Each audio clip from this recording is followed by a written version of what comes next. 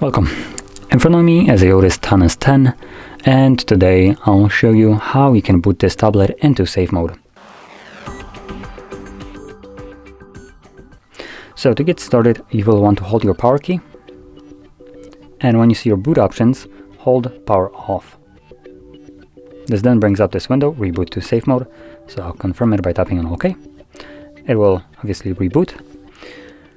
And once it boots back up, it will be in safe mode. Now for everybody else who is wondering what the heck is a safe mode, I'm going to quickly describe it in a most rudimentary way. So safe mode is just a troubleshooting mode for your device. If you have some kind of problem with your tablet, if it's malfunctioning, maybe you're getting some kind of ads or something like that, or you can't get rid of an app, you can boot the device into safe mode.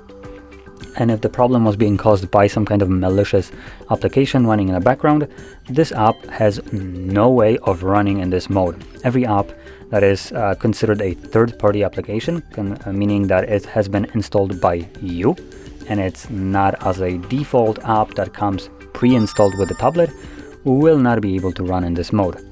And if we look right here in our apps, I can see that all the apps that come with this device can run normally. Sometimes, although if there was some kind of app right here, then if there was an app right here, then that app was completely just removed right here. We cannot even see it. It's possible that there was no app right here as well. So anyway, most of the time when you boot your device into safe mode, you will see apps that you have installed. They will be grayed out, and when you try to open them up, it will give you a message that downloaded apps can't run in safe mode or something along those lines. So you cannot turn them on, but you can get rid of them from this mode.